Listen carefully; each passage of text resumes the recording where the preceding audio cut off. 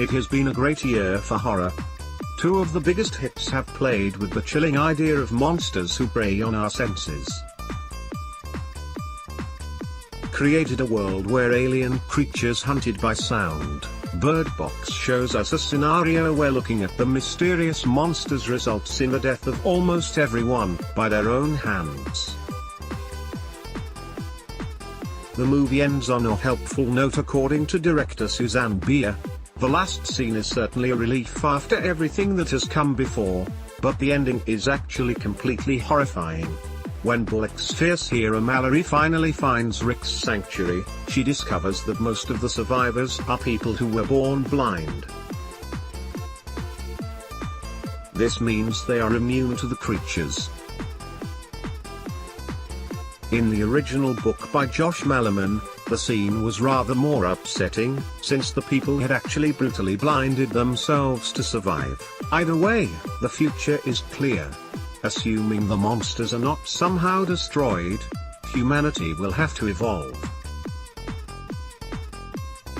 More and more children will be born blind through genetic necessity, following basic Darwinian principles, since only those born blind are guaranteed to survive. Meanwhile, everyone else will have to blind themselves. A disturbing and upsetting thought.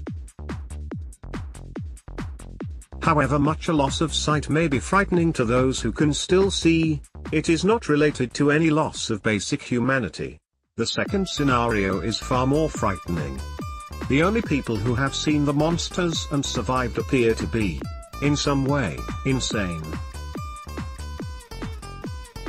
This will eventually create a society where those insane will become the dominant strand of humanity.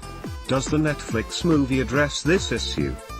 Bier told Bloody Disgusting, "I would not have wanted to do an apocalyptic movie that didn't have a hopeful ending. I'm not particularly interested for the ants to leave from the cinema or their own screen with a kind of completely bleak point of view. That's not really what I believe in." And so for me it was key, and part of what made me interested in it was that in this scary, dystopian story, which actually has a hopeful undercurrent, there is a hopefulness in trust. That is a hopefulness in love. There is a hopeful note in certain values that I really appreciated.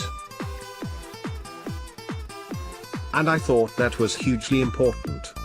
She makes a valid point. Love and trust would be necessary for survival and any sort of hopeful future, even where sight was no longer possible.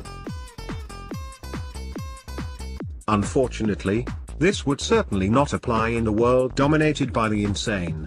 The ending of Bird Box may have some tiny seeds of hope, but is utterly horrifying nonetheless. Bird Box is out now on Netflix. Original interview in Bloody Disgusting.